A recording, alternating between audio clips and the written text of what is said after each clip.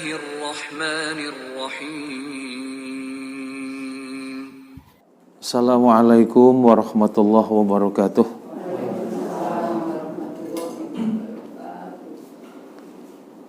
Alhamdulillah alladzi kataba nasyra wa ta'yida li ibadihil mukhlisin innal nansuru rusulana walladzina amanu fil hayatid dunya wa yauma yaqumul asyhad. Asyhadu an la ilaha illallah wahdahu la syarikalah wa asyhadu anna Muhammadan abduhu wa rasuluh. Allahumma sholli wa sallim wa barik ala Muhammad wa ala alihi wa ashabihi alladzina jahadu fillahi haqqa jihadih fakatabalahum rabbuhum izzad dunya wa sya'adatal uqba yauma la yanfa'u malun wala banunun illa man atallaha biqalbin salim. Alhamdulillah, puji syukur marilah kita panjatkan kehadirat Allah Subhanahu wa taala pada kesempatan waktu duha yang berbahagia ini. Allah memudahkan langkah kita, bersama-sama kita bisa hadir dalam satu majelis yang insya Allah mubarakah. Mudah-mudahan rumah tempat kita berkumpul ini menjadi rumah yang diberkahi oleh Allah Subhanahu wa taala. Rumah kita semua, keluarga kita semua dalam naungan berkah dari Allah Subhanahu wa taala. Dan khususnya kita semua yang hadir di majelis ini, mudah-mudahan hidup kita semua diselamatkan dan dibahagiakan oleh Allah Subhanahu wa taala. Tentu pada kesempatan yang berbahagia ini kita bersyukur kepada Allah, karena Allah masih menganugerahkan kesempatan umur kepada kita dan kita diberikan oleh Allah kesempatan berada di tengah-tengah bulan yang istimewa, bulan yang dimuliakan oleh Allah, bulan yang penuh dengan maghfirah, pengampunan dari Allah Subhanahu wa taala. Karena itu mudah-mudahan pasca Ramadan betul-betul kita mendapatkan anugerah ampunan dari Allah Subhanahu wa taala, dan kita semua mampu menggapai derajat kemuliaan yang dijanjikan oleh Allah, menjadi orang-orang yang bertakwa kepada Allah Subhanahu wa taala. Nah, pada kesempatan yang berbahagia ini kita akan membicarakan tentang bagaimana merawat kemenangan yang kita capai di bulan Ramadan untuk bisa kita istiqomahkan di bulan-bulan berikutnya. Nah, untuk kajian ini, titian kemenangan di bulan Ramadan itu setidak-tidaknya ada 4 poin. Poin pertama itu jatuh pada pertengahan bulan Rajab di tahun kedua Hijriah. Turun Al-Quran surat kedua, surat Al-Baqarah, ayatnya ayat 144. Surat kedua, surat Al-Baqarah, ayatnya ayat 144. Kemudian yang kedua, titian kemenangan yang diberikan oleh Allah itu pada tanggal 10 Sya'ban di tahun kedua Hijriah itu turun Al-Quran surat kedua, surat Al-Baqarah, ayatnya ayat 183.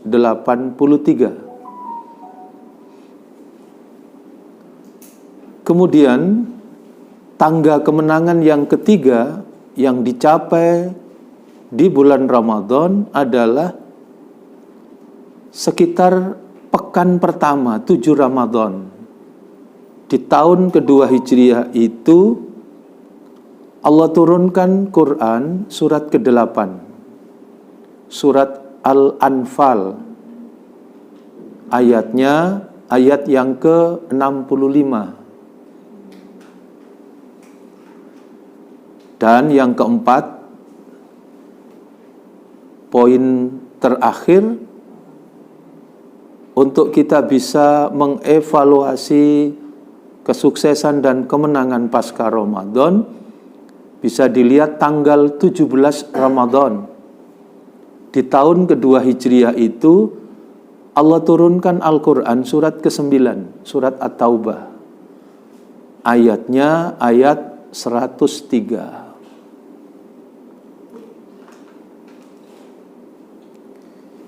Jadi, ibu bapak jamaah rahimakumullah,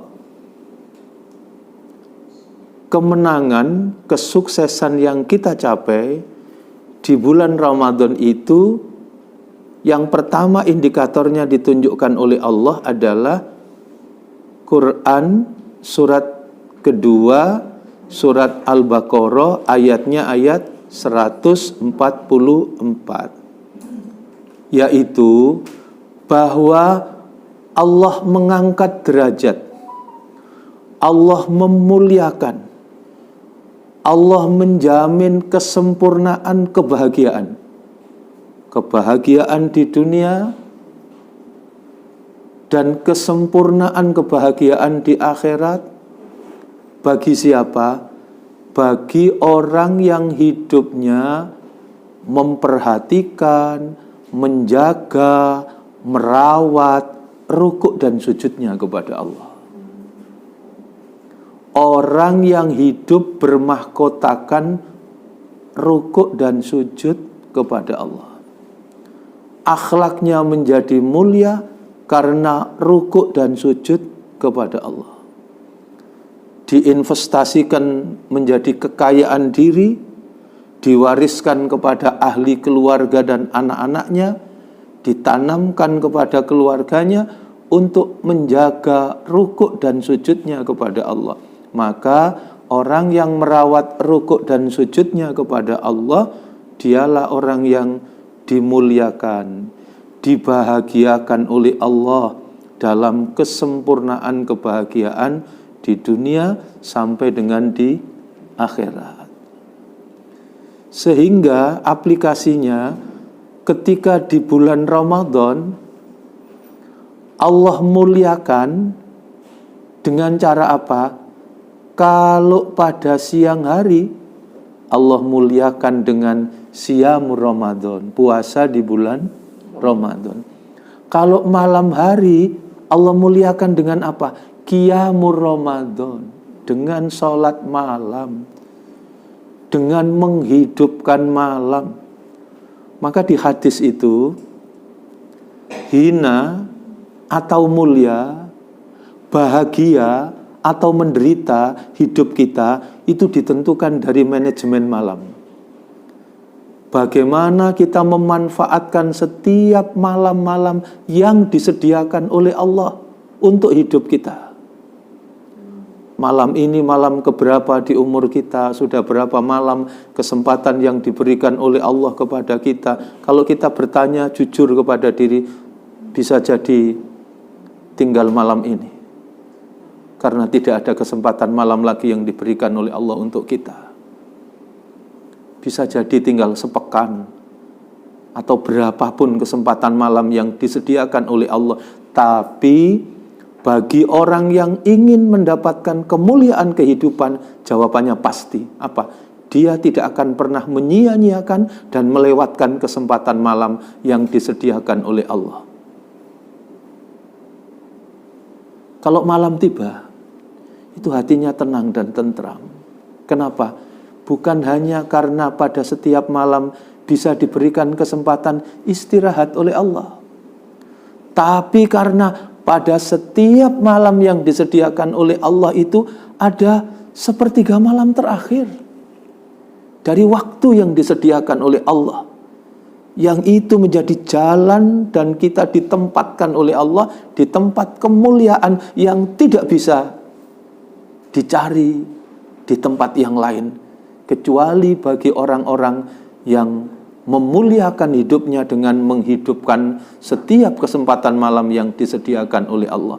Di hadis itu dijelaskan, atani Jibril faqala ya Muhammad isma syi'ta fa innaka mayyitun wa ahbib mam syi'ta fa innaka mufarikun wa amal ma syi'ta fa innaka majzum bi wa alam anna sarafal mu'minin qiyamuhu bil lail wa izzuhu istighwanu anin nas.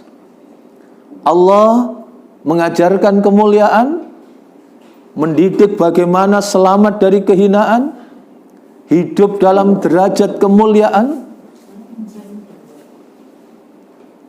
Sudah cukup, jelas ya, tidak usah. Nggih. Ya, terdengar semua. Ya.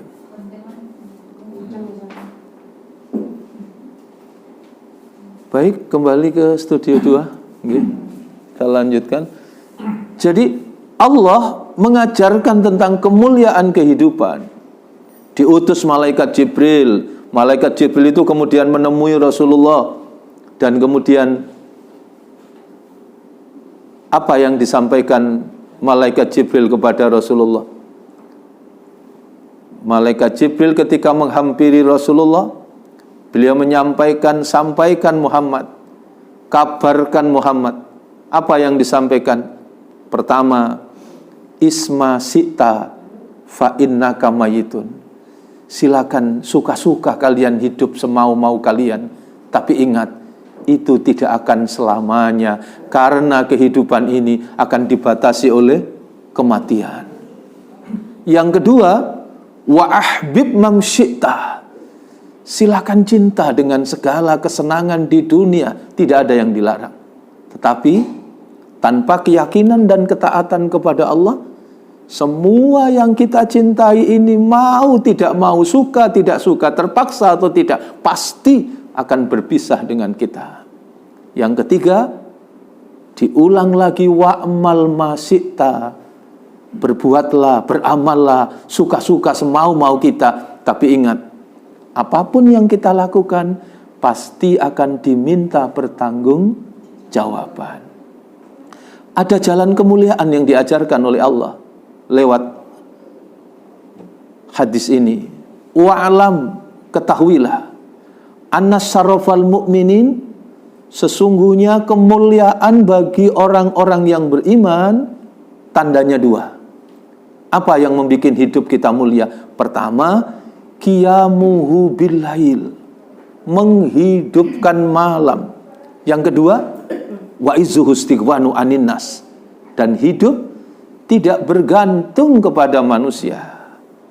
Yakin kepada Allah, menyandarkan segala problematika kehidupan pada kebesaran dan kekuasaan Allah, yakin dengan pertolongan dan kasih sayang Allah, yakin dengan keadilan Allah.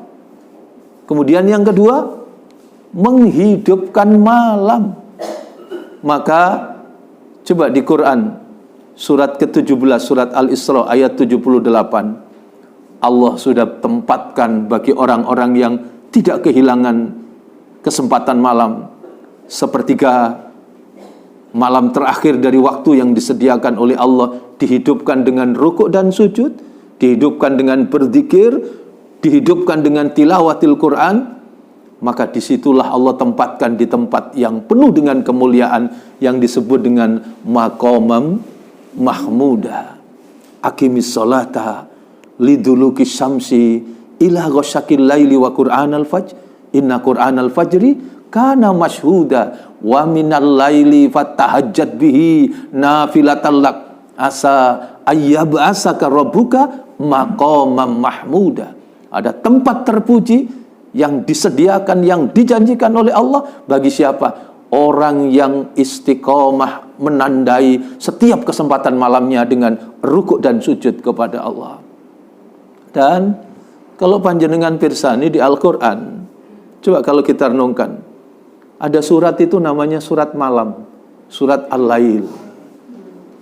Coba di surat Al-Lail, wal-laili idza yaghsha wan nahari idza tajalla wa ma khalaqadz dzakara wal unsa inna sya'yakum lasyatta. Allah bersumpah dengan malam, Allah bersumpah dengan siang, Kemudian Allah bersumpah dengan kita yang diciptakan oleh Allah sebagai manusia, diciptakan sebagai laki-laki dan perempuan, maka kemudian inna sa'yakum lasyatta. Sungguh kesibukan kalian, sungguh kerepotan kalian, sungguh profesi kalian beragam, agenda padat kalian bermacam-macam. Maka itu Allah ingatkan, apakah kesempatan waktu yang disediakan oleh Allah untuk hidup kita itu kemudian memiliki makna bagi hidup dan kehidupan kita yang mengantarkan menuju kebahagiaan kehidupan di dunia, dia bahagia, dan di akhirat mendapat kelanjutan kesempurnaan kebahagiaan. Maka bagi siapa yang ingin mendapatkan kemuliaan, sekali lagi, ada kesempatan berharga yang diberikan oleh Allah. Apa itu? Tidak pernah kehilangan menghidupkan dari setiap malam-malam yang disediakan oleh Allah. Panjenengan pirsani surat Al-Fajr. Al-Fajr itu wal fajr walayalin asr. Wal fajr itu demi waktu subuh. Yang kedua, walayalin asr, demi malam yang 10. Nah, pertama Allah bersumpah dengan waktu subuh. Kenapa Allah bersumpah dengan waktu subuh? Sebab setiap waktu yang diberikan oleh Allah itu menjadi bermakna dan berharga ketika dinilai, dihargai dengan apa? Sibuk kita tadi. Apa sibuk yang menjadikan mahal dan berharga? Wal fajr itu menurut jumhur mufassir, mayoritas ulama tafsir, tidak ada makna lain kecuali wassolatil fajr. Jadi waktu demi waktu subuh dijadikan sumpah oleh Allah, karena waktu subuh itu Allah bagi-bagi kekayaan. Yang maaf, bukan menyepelekan dunia, bukan tidak penting dunia. Siapa yang tidak suka dengan segala kenikmatan dunia? Tapi kaya saja tidak cukup, kaya raya saja tidak cukup. Dua dunia sekalipun kita miliki, itu tidak sebanding dengan betapa mahal dan berharganya rukuk dan sujud yang kita lakukan pada waktu sholat subuh. Jadi nilai sholat subuh, diringankan kaki kita melangkah untuk bisa menunaikan, memenuhi undangan jamuan istimewa yang disediakan oleh Allah menyambut waktu subuhnya, jauh lebih berharga dibanding hanya sekedar dua dunia. Ibu-ibu bisa rasakan, dua dunia saja tidak sebanding dengan betapa mahal dan berharganya sholat subuh. Maka betapa miskinnya orang yang kehilangan sholat subuh. Kalau kehilangan rumah, begitu rugi besar, kehilangan ini, kehilangan itu. Kehilangan dua dunia saja tidak sebanding dengan orang yang kehilangan sholat subuh. Padahal di hadis itu sampai ditunjukkan, jangankan sholat subuhnya, 2 rakaat sholat sunnah sebelum subuh saja jauh lebih berharga dibanding dunia seisinya. Itu sholat sunnahnya. Maka sering orang yang kehilangan sholat asar itu jauh lebih rugi dibanding hanya kehilangan dua dunia. Dua dunia tidak sebanding dengan orang yang kehilangan sholat asar, tidak sebanding dengan orang yang kehilangan sholat isya, tidak sebanding dengan orang yang kehilangan sholat zuhur. Maka wal fajr, Allah ingatkan, waktu subuh itu berharga. Allah bagi-bagi kekayaan, dan kekayaan itu tidak bisa disejajarkan dan dibandingkan dengan segala macam kemewahan dan kenikmatan hidup di dunia. Itu wal fajr. Maka sering saya sampaikan di kajian-kajian itu, hadisnya banyak sekali keutamaan-keutamaan tentang sholat subuh. Man sholal bardain dakholal jannah. Siapa yang merawat sholat al-bardain. Apa sholat al-bardain? Sholat di dua dingin. Satu sholat subuh, karena memang masih dingin, enak-enaknya orang tidur. As-sholatu khairum minan naum. Artinya tidurnya itu lezat. Bisa mengalahkan orang jadi malas untuk sholat. Lebih-lebih sholat asar. Sholat asar juga jangan dikira. Sholat asar itu kan sholat al-bardain, sholat di dua dingin. Kenapa? Sebab berubahnya panas menuju kepada dingin. Enak-enaknya orang leye-leye, santai-santai, tapi dia kalahkan kemalasannya, dia terpanggil untuk apa yang diperintahkan Allah, maka dia sedang merawat sholat di dua dingin, dan itu dijamin oleh Allah dengan surga. Itulah kekayaan yang diberikan oleh Allah. Maka Ramadan Allah didik. Segala yang diperintahkan oleh Allah ini mahal, berharga. Itulah kemenangan dan kesuksesan. Orang yang menang, orang yang sukses adalah orang yang hidup dengan bermahkotakan rukuk dan sujud kepada Allah. Itu diajarkan oleh Allah. Ramadan diberikan fasilitas oleh Allah. Siangnya hidup, malamnya juga hidup. Siangnya dimuliakan, malamnya juga dimuliakan. Sampai rugi besar ketika Ramadan berlalu dan kita tidak menjadi lebih dekat kepada Allah.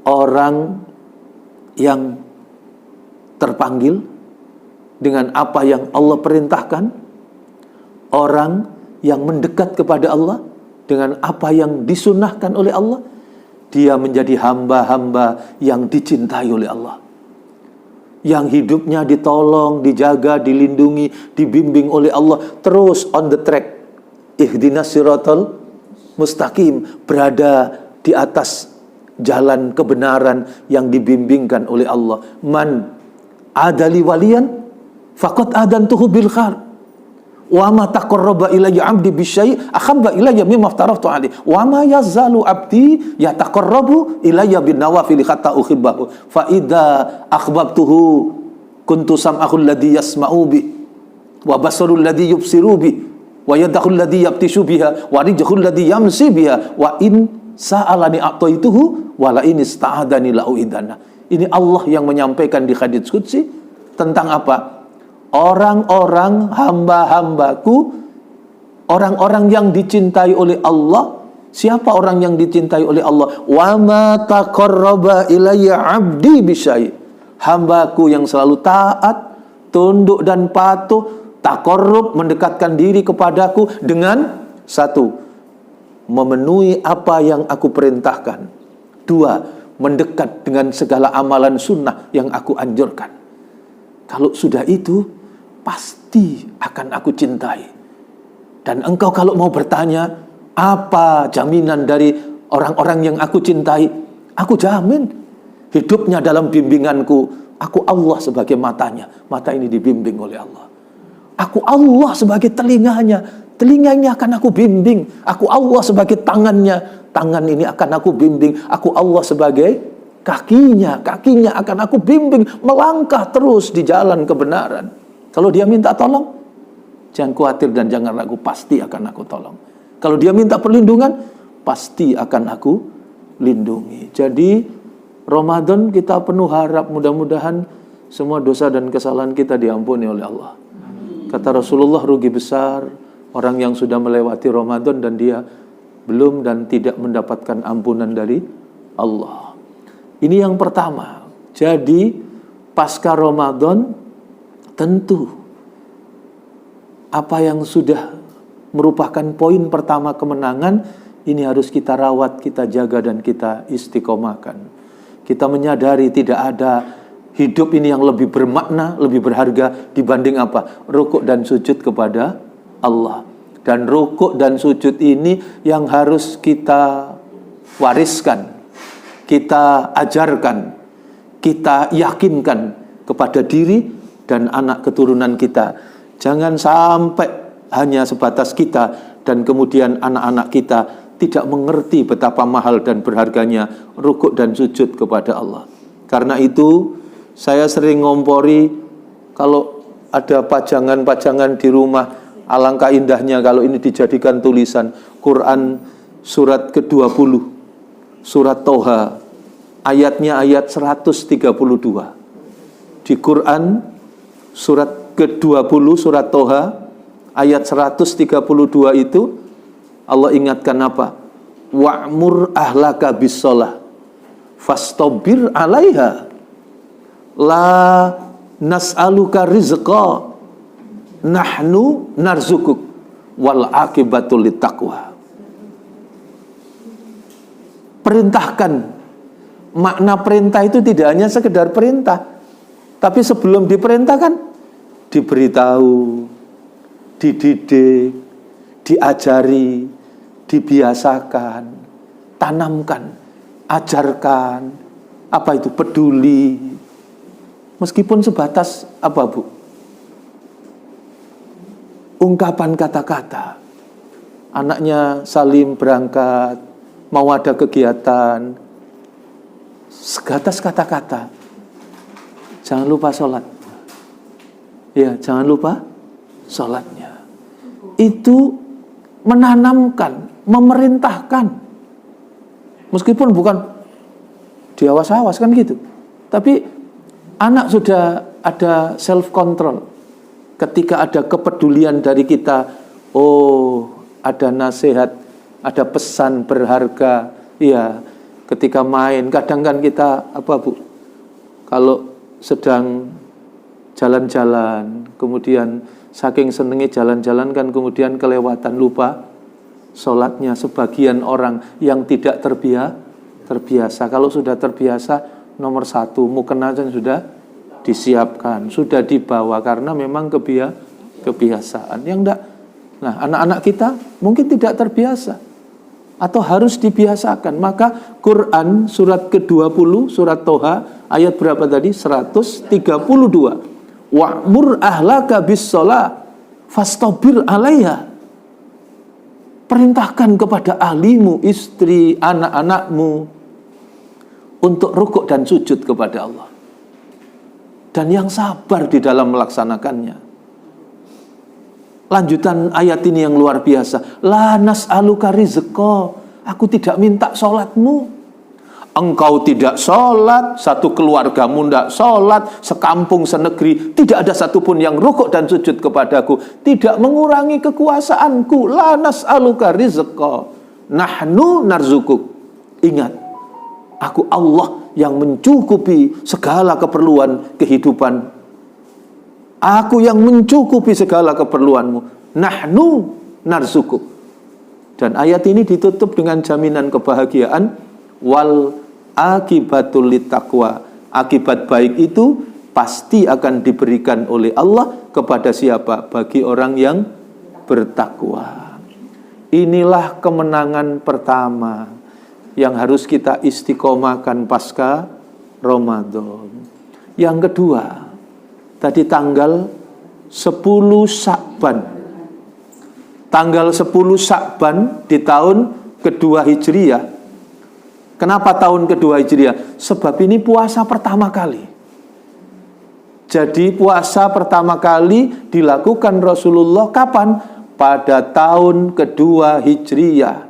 Sejak tanggal 10 Sya'ban di tahun kedua Hijriah dengan turunnya Al-Quran surat kedua, surat Al-Baqarah ayat 183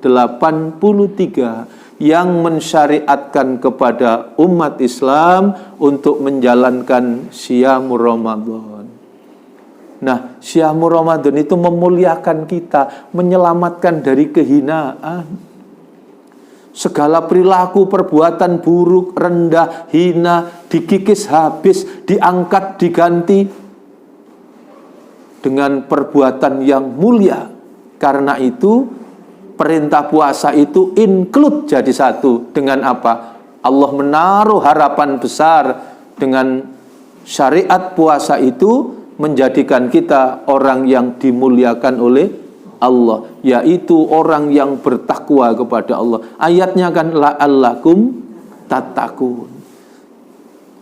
Mudah-mudahan kita mencapai derajat kemuliaan. Takwa itu apa? Orang yang mulia.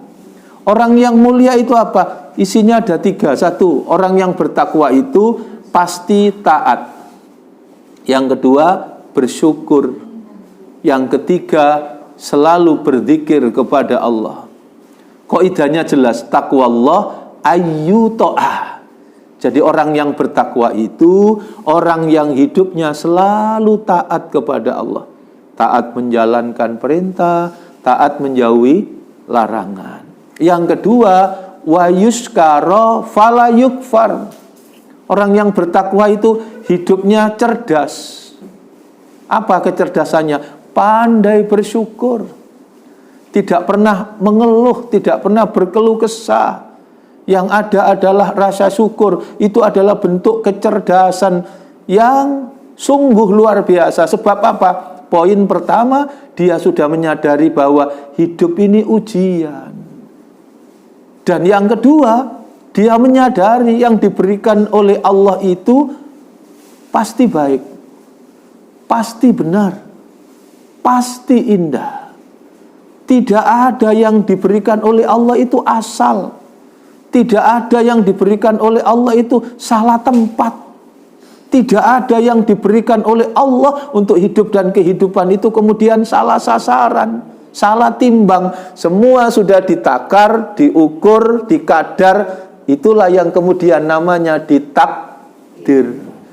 Jadi takdir itu sudah ada kadarnya, ukuran timbangan yang pasti pas, pasti benar.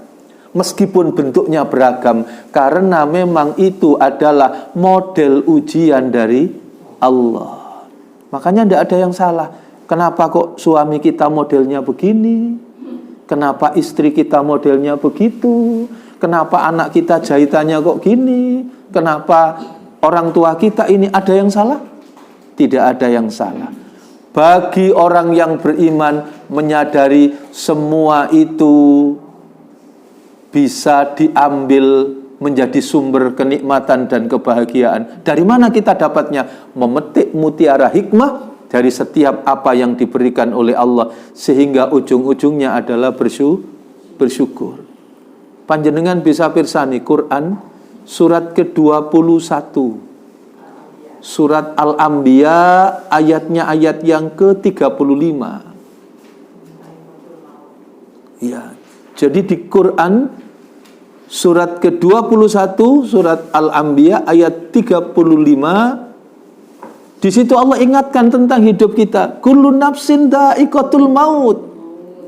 Setiap nafas, setiap jiwa pada saatnya kita akan menemui ajal, menemui kematian. Yang menarik lanjutan ayat itu, wa nabluukum bisyarri wal khairi fitnah wa ilaina turja'un. Setelah Allah ingatkan kullu nafsin dha'iqatul maut, Allah lanjutkan mendidik kita, wa nabluukum bisyarri wal khairi fitnah wa ilaina turja'un. Karena itu dalam hidup itu Allah uji. Bentuk ujiannya apa? Ada dua. Satu bisyarri, yang kedua wal khairi. Bisyarri itu dengan kesulitan, dengan kekurangan, ini dengan kelebihan, dengan kemudahan, tapi dua-duanya statusnya sama-sama ujian. Cuma kan kadang-kadang saya sering sampaikan, saya guyonan, kalau orang-orang itu kan sering salah paham. Dianggap kalau yang ujian itu ya yang ndak enak saja. Kan ndak ada orang yang merasa betul bahwa yang enak ini juga bagian dari ujian berat. Sampai dulur-dulure dikandani kabeh tunggu dongakno Dik ya Mbak, aku kuat ya ujianku iki abot ngono. Sampeyan diuji apa Mbak? Ya dongakno. Iya Mbak, tak dongakno diuji apa sih? Duitku kakean gitu. Iya, padahal uang banyak juga ujian. Enggak duit ya ujian. Yang sudah punya anak ujian, maaf yang belum punya keturunan juga ujian, yang rezekinya lancar juga ujian, yang agak seret juga ujian. Sama-sama statusnya ujian yang diberikan oleh Allah. Maka sungguh orang yang berbahagia adalah bisa memetik mutiara hikmah dari setiap apapun yang diberikan oleh Allah. Nah, inilah yang Allah tunjukkan. Karena itu Allah muliakan dengan puasa. Dengan puasa itu orang supaya bisa mengendalikan diri dengan semua apa yang diberikan oleh Allah. Ketika diuji dengan kesenangan, jangan lupa diri dan lupa daratan. Ketika diuji dengan kesulitan, jangan jatuh ke dalam keputusasaan. Sehingga itulah derajat yang diberikan bagi orang yang puasanya lulus. Orangnya menjadi mulia. Mulia itu ketika apa tadi? Dia tetap dalam kondisi apapun, dia merawat ketaatannya kepada Allah. Yang kedua apa tadi? Dia diuji dalam kondisi apapun, dia tetap bersyukur. Dan yang ketiga, dalam kondisi apapun, dia menyadari keberadaan Allah, sehingga dia tidak pernah lupa kepada Allah. Dia selalu ingat kepada Allah Subhanahu wa ta'ala. Jadi inilah mahkota yang kedua. Kemenangan itu kita capai ketika kita mampu menjaga, merawat, mengendalikan hawa nafsu kita, supaya hawa nafsu kita itu tetap berada dalam apa? Bimbingan dan petunjuk dari Allah. Tidak mengedepankan hawa nafsunya. Puasa kalau tidak mampu mengendalikan diri, ini maaf, Syekh Abdul Aziz bin Asyaddan, atau yang biasa dikenal dengan Syekh bin Bas, itu memberikan catatan ada orang yang golongan yang merugi ketika Ramadan. Salah satunya adalah ketika orang itu berpuasa, berdasarkan sabda Rasulullah itu, tidak mendapatkan apa-apa dari puasanya kecuali haus dan lapar. Kam min shaim laisa lahu min siyamihi ilal ju' wal ats. Begitu hadisnya. Berapa banyak orang puasa tidak mampu mengendalikan dirinya, membersihkan hatinya, penyakit-penyakit rohaninya masih ada. Contoh sederhananya begini, kalau siang hari begini, orang bisa tahan. Bukan hanya tahan, tidak makan, tidak minum, tapi tahan tidak berkata-kata kotor, tahan menahan amarah, digoda, diganggu, poso, masih tahan dia. Gak ngewangi, masih tahan dia bisa. Apa yang ngerasani ghibah, tidak jadi. Karena apa? Satu, bukan hanya takut puasanya batal, tapi takut pahala puasanya hilang. Cuma sayangnya begitu, Allahu Akbar, tiba ngerasani mulai. Sudah tidak ada beban psikologis bahwa seolah-olah wis oleh pahala, sehingga kalau sekarang ngerasani, padahal harinya belum berubah, bulannya belum berganti, tahunnya belum berganti, padahal harapan Allah bukan itu. Ketika puasa bisa, begitu berbuka juga terus dijaga dan dirawat, bukan hanya pada hari bulan itu, tapi pada tahun-tahun yang akan datang. Itu namanya derajat ketakwaan. Kalau enggak, kadang-kadang kan, maaf saya guyonan begitu kan, mestinya pasca Ramadan betul-betul kita ini sudah dibersihkan jiwa kita menjadi derajat kemuliaan. Itulah kemenangan yang harus kita rawat dan kita jaga. Tapi kadang-kadang ngapunten, setelah Ramadan sudah Syawal, padahal Syawal itu kan artinya peningkatan. Ya, meningkatkan dari apa yang sudah kita peroleh di bulan Ramadan. Ini ternyata sama orang masih nafsi-nafsi, masih beda-bedakan. Ya, saya guyonan, tapi ya kalau ada tamu saja, ada tamu tipe A, tipe B, didelok Assalamualaikum, si delok enak tamune, begitu dicunguk, Bu, koncone bapak teko kantor, Bu. Dipersiapkan makanan limited edition. Wah, semua coklat Black Forest, minumnya spesial. Begitu tamunya pulang, jajannya diringkesi kabeh. Tamu gelombang kedua, Assalamualaikum, Mbah Bu teko benjeng gitu ya. Begitu Mbah teko benjeng, dadakan jajane duduk Black Forest keceput ya. Ngombene wis gak itu.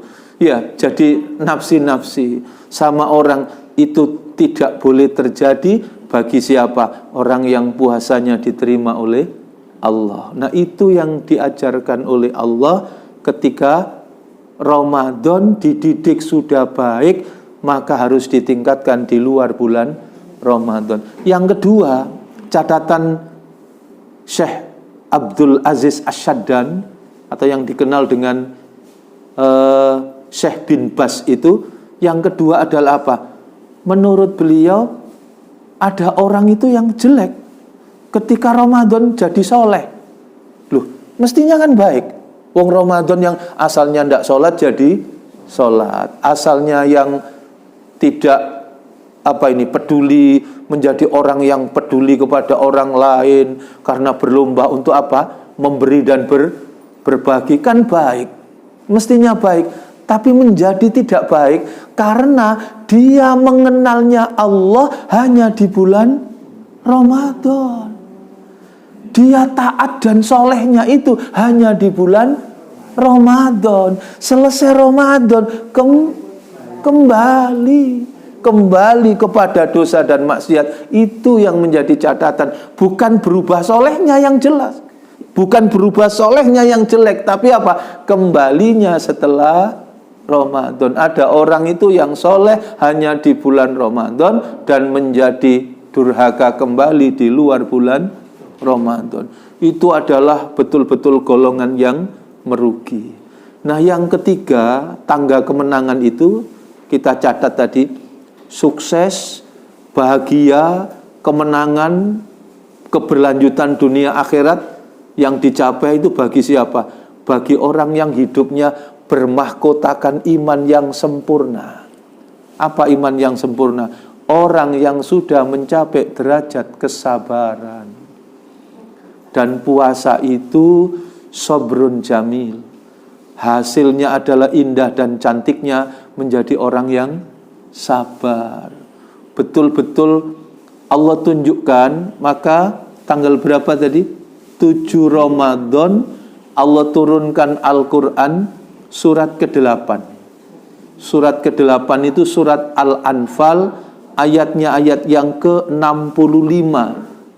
Ya ayyuhan nabiyyu kharidil mu'minina alal qital iyyakum minkum isruna sabiruna yaghlibu mi'atain. Jadi Allah memberikan kata kunci kebahagiaan. Bahagia, kemenangan miliknya siapa? Miliknya orang yang imannya sempurna, yaitu orang yang sabar. Sabar itu derajat iman level 5, puncak dari keimanan. Jadi kalau kita bertanya, level iman pertama namanya iman. Iman itu orang yang punya keyakinan kepada Allah. Hidup menjadi tenang dan tentram karena punya Allah, itu namanya orang beriman. Makanya orang beriman itu pasti bahagia. Kenapa? Karena dia tidak sendiri, tapi dia punya Allah, punya keyakinan kepada Allah. Itu iman. Level yang kedua apa? Apa yang diyakini itu kemudian dibuktikan dalam bentuk perbuatan, dibuktikan dalam bentuk amal soleh. Nah, amal soleh adalah iman level yang kedua. Jadi orang yang beramal soleh, maka rugi besar dalam hidup itu kalau hanya sekedar beramal. Amal itu sesuatu yang masih netral, baik atau buruk, itu amal. Doing something, apa saja yang kita lakukan itu amal. Makanya yang sekarang rame Pak ya, ngeleboni kotak masjid itu amal, nggawa melayu kotak ya amal. Sama-sama amal itu. Sekarang kotaknya tidak dibawa Bu ya, yang diganti apanya itu? Ya Allah, luar biasa itu ya. Jadi masuk ke rekeningnya itu, Masya Allah. Dan itu sudah ada berapa titik itu yang dilakukan. Masya Allah, luar biasa. Itu kalau di Jakarta Bu, ya termasuk Masjid Istiqlal itu ya. Masjid Istiqlal, masjid-masjid besar itu. Ya Allah, itu. Jadi iman level yang kedua tadi apa? Amal soleh. Kemudian naik derajat ketiga. Apa derajat ketiga? Orang yang beramal, orang yang beribadah, kita sadari itu tidak akan diterima oleh Allah kecuali dilandasi dengan ilmu. Maka ilmu adalah iman level yang ketiga. Ada iman, ada amal soleh. Yang ketiga, iman level ketiga adalah ilmu. Kemudian iman level yang keempat apa? Iman level yang keempat itu kita tidak hanya baik sendiri, Tapi kita mengajak. Kita tidak boleh lemah, tapi berjuang, berjihad, berdakwah, mengambil peran dan bagian dalam kebenaran. Kaki ini melangkah kemana? Kaki ini ditentukan keberpihakan ke siapa? Ke kebenaran atau ke kebatilan? Itu adalah iman level yang keempat. Jadi dakwah, berjihad, itu adalah iman level yang keempat. Makanya wal asri innal insana lafi khusrin illal ladzina amanu wa amilus solihati wa tawasau bil haq wa tawasau bis sabr. Jadi pertama wa tawasau bil haq. Kita ini ikut mengambil peran dan bagian di dalam menegakkan kebenaran. Nah, yang terakhir wa tawasau bis sabr. Iman level yang kelima itu adalah sabar. Sabar itu artinya tabah di dalam berkeyakinan, tahan uji, menyadari resiko terberat dari mengambil peran dan bagian dalam dakwah dan perjuangan. Memegang teguh keyakinan, itulah orang yang sabar. Makanya Allah tunjukkan. Jadi orang yang sabar inilah buah dari apa yang dididikkan oleh Allah dengan Ramadan, mampu menghadirkan menjadi pribadi yang mulia dengan iman yang sempurna, yaitu menjadi orang yang sabar. Dan sabar itu menjadi solusi, jalan keluar, penggembiraan kehidupan dari setiap problematika hidup dan kehidupan. Mulai panjenengan pirsani Quran surat kedua, surat Al-Baqarah, ayatnya ayat 153. Allah sudah menyatakan, ya ayyuhalladzina amanusta'inu bis-sabri was-shalah. Masalah itu sudah dijawab oleh Allah, selesai ketika kita punya dua mahkota yang seiring sejalan, yaitu dengan sabar, yaitu dengan sholat. Panjenengan pirsani Quran surat kedua, surat Al-Baqarah, ayatnya ayat 155. Maka di situ orang yang sabar itulah orang yang dibahagiakan oleh Allah.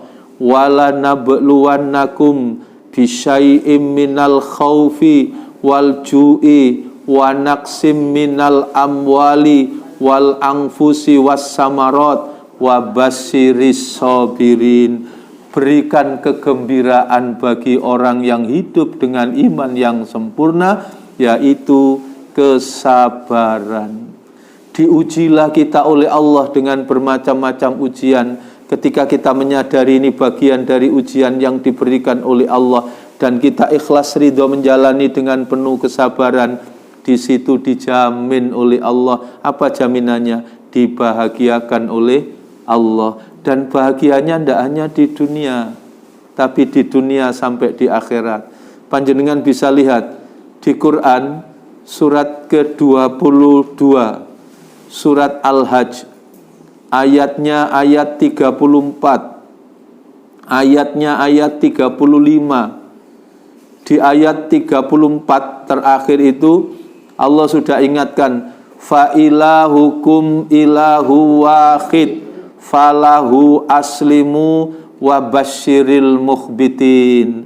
Aku Allah, ialah Tuhanmu, Tuhan yang esa, maka nurutlah kepadaku, taatlah kepadaku, tunduk dan patuhlah, mengikuti apa yang aku perintahkan. Sebab dengan keyakinan dan ketaatan itu, wa basyiril mukhbitin, engkau akan aku berikan apa? Kebahagiaan. Kebahagiaan akan diberikan bagi orang-orang yang yakin dan taat kepada Allah. Siapa dia? Ayat 35. Jadi di Quran surat ke-22, surat Al-Hajj, ayat 35. Di ayat 35 dijawab oleh Allah, orang yang taat yang bahagia itu, satu, alladzina idza dzukirallah wajilat qulubuhum. orang yang selalu ingat kepada Allah, melihat apa saja yang terbayang dan tergambar adalah kasih sayang, kebesaran dan kekuasaan Allah.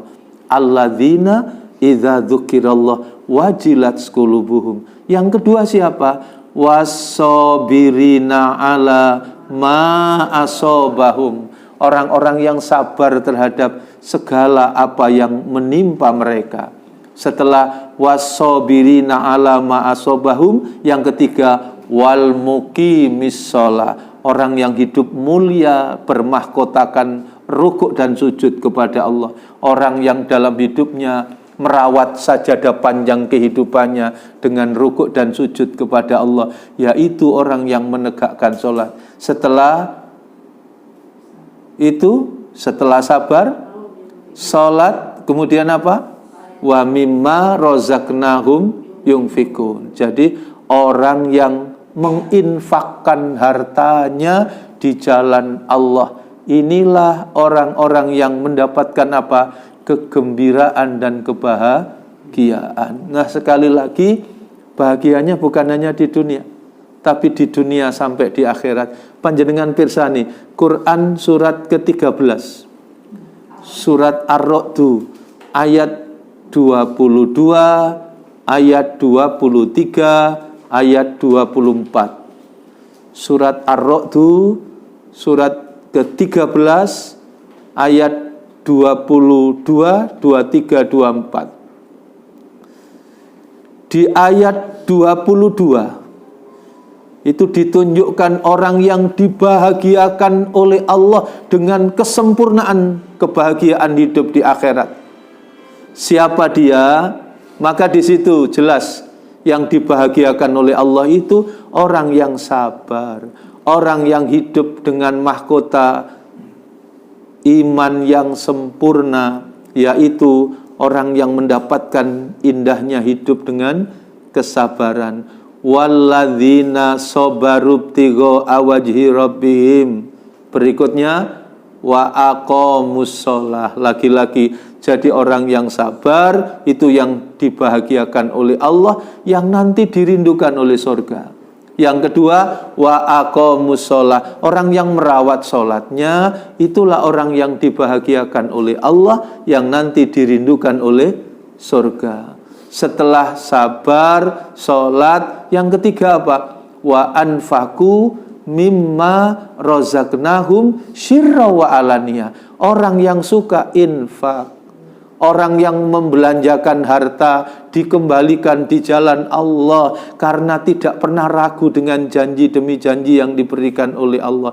Kalau di dunia dikayakan oleh Allah, dia ingin kekayaannya itu lestari dan abadi, maka hartanya itu dibawa di akhirat. Caranya dibelanjakan kembali di jalan Allah. Sebab Allah sudah jamin fi kulli sumbulatin mi'atu habbah, dilipat gandakan oleh Allah menjadi 700 kali lipat, seperti satu benih tumbuh menjadi 7 tangkai dan tiap tangkai buah 100. Itulah lipat ganda yang diberikan oleh Allah. Nah, ayat ini seringkali diselewengkan, Bu, menjadi dilipat gandakan, menggandakan uang.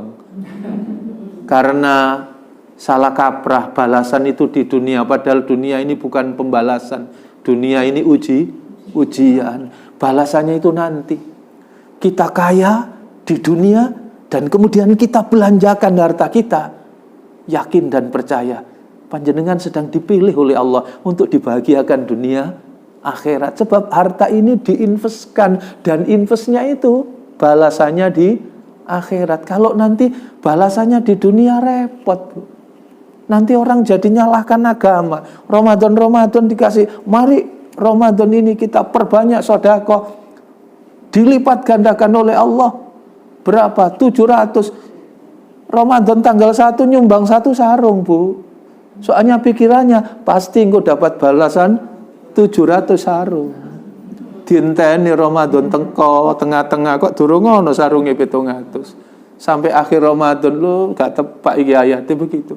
Padahal balasan itu di akhirat. Nah, itu yang sering kita prihatin. Ada yang tempo hari kan dari salah satu ustadz yang terkenal, ngaji dari hotel ke hotel, tapi balasannya diduniakan. Ya, akhirnya jadi masalah kan gitu. Karena orang dipaksa dan diroyok nyumbang ya dengan diiming-iming balasan di dunia. Kalau tidak percaya kafir dikafir-kafirkan, masya Allah. Padahal itulah yang ditunjukkan oleh Allah, bahwa orang yang dibahagiakan dalam kesempurnaan kebahagiaan di akhirat adalah orang yang dengan sangat ringan, orang yang sangat bergembira ketika apa? Membelanjakan harta di jalan Allah. Sebab ketika menolong orang, bukan hanya orang yang ditolong itu yang bahagia, tapi yang menolong jauh lebih berbahagia. Orang yang sukses adalah orang yang mensukseskan orang lain. Orang yang ingin bahagia adalah orang yang membahagiakan orang lain. Dan itulah jika bisa kita lakukan, maka itu menjadi apa? Salah satu golongan yang dirindukan oleh surga. Yang terakhir apa? Wa anfaqu mimma razaqnahum sirra wa alaniyah, ayat 22 tadi, surat ke-13. Yang terakhir adalah golongan keempat, wa yadra'una bil hasanati sayyi'ah. Itu golongan yang keempat yang dirindukan surga. Apa itu? Yaitu orang yang selalu berusaha memperbaiki diri, selalu berbuat baik tanpa batas.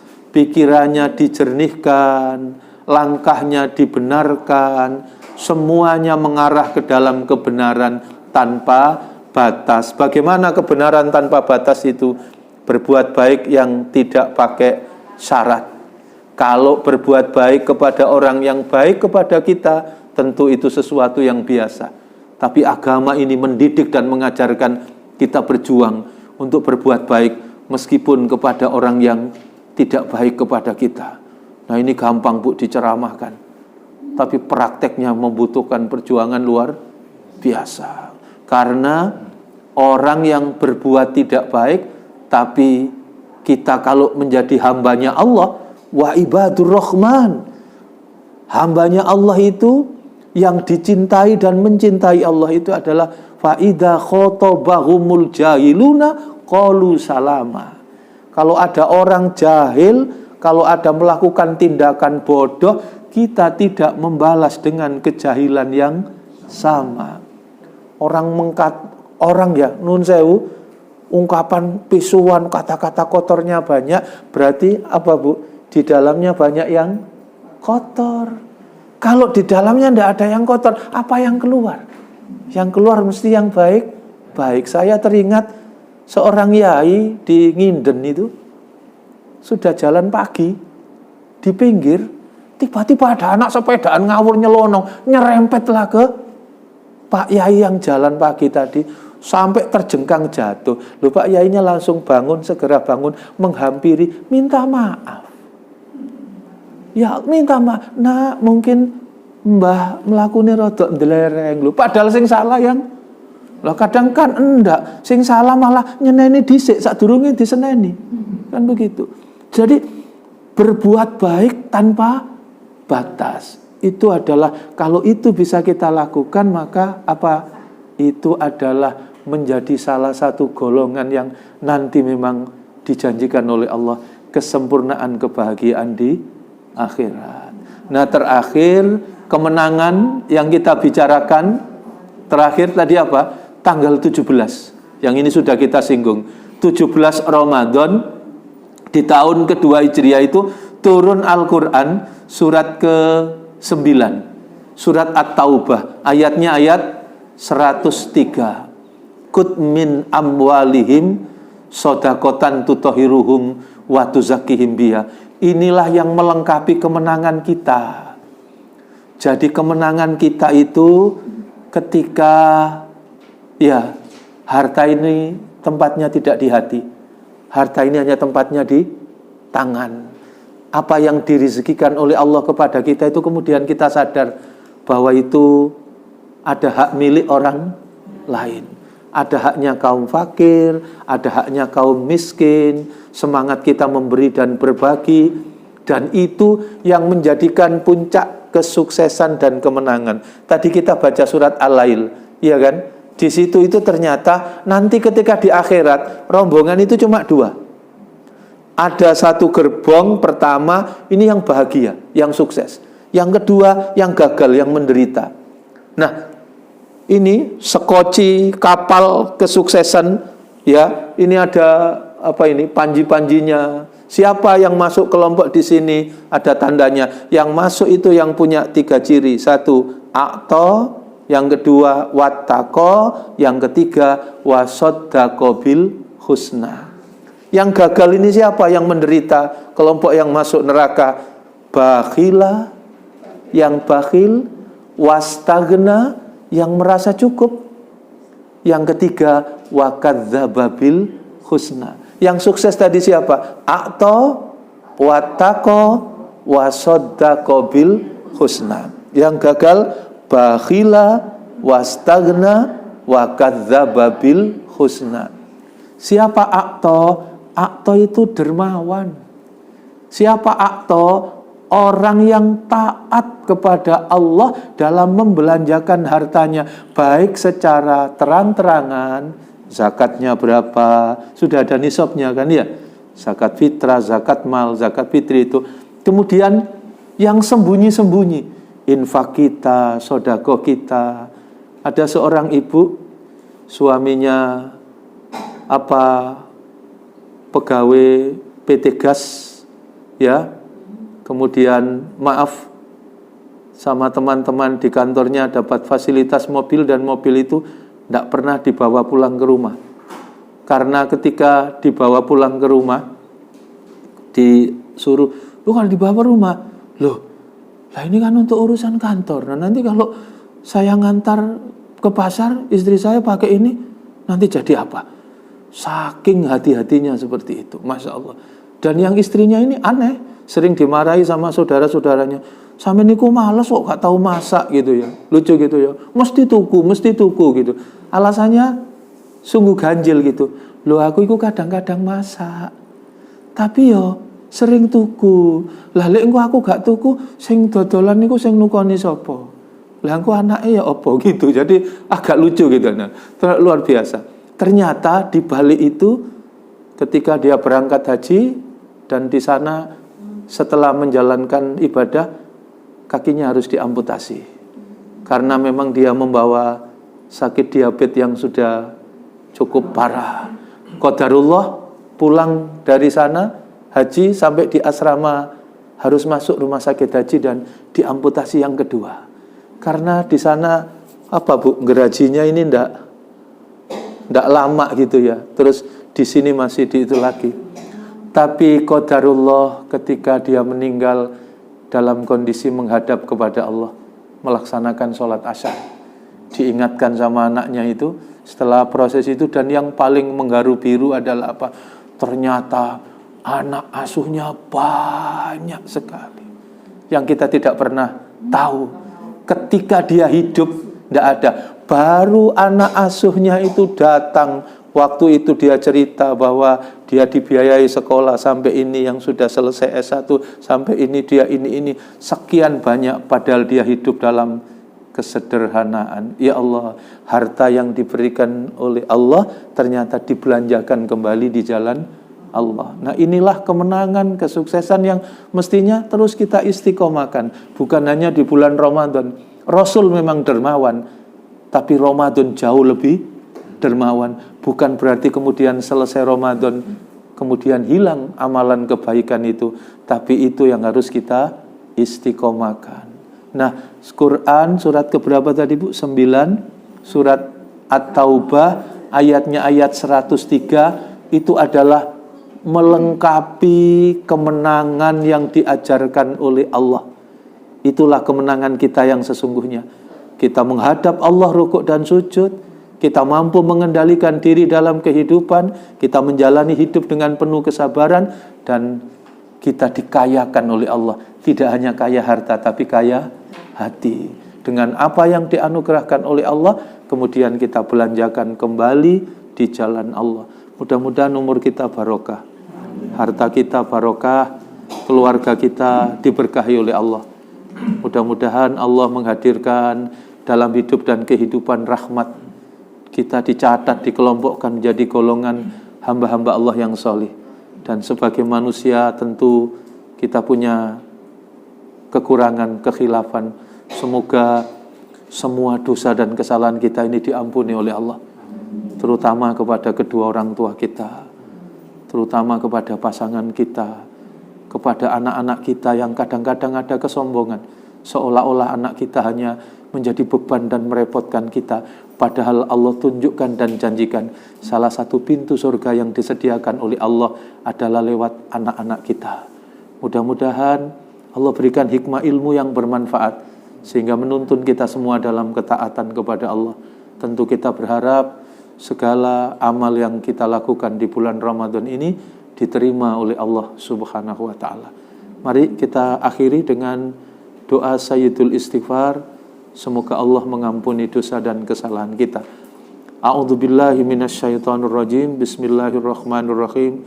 Allahumma anta rabbi la ilaha illa anta khalaqtani wa ana abduka wa ana ala ahdika wa wa'dika mastata'tu a'udzubika min syarri ma sana'tu abu'u laka bi ni'matika alayya wa abu'u bi dzambi faghfirli fa innahu la yaghfirud dzunuba illa anta ya hayyu ya qayyum bi rahmatika astaghis ya hayyu ya qayyum bi rahmatika astaghis ya hayyu ya qayyum bi rahmatika astaghis aslih li sa'ni kullahu wa la takilni ila nafsi tarfata aini rabbana atina fid dunya hasanah wa fil akhirati hasanah wa qina adzabannar walhamdulillahi rabbil alamin. Terima kasih Ibu Bapak atas segala perhatian, mohon maaf atas segala kekurangan. Akhirnya saya akhiri dengan doa kafaratul majelis. Subhanakallahumma wa bihamdika asyhadu an la ilaha illa anta astaghfiruka wa atubu ilaik. Assalamualaikum warahmatullahi wabarakatuh.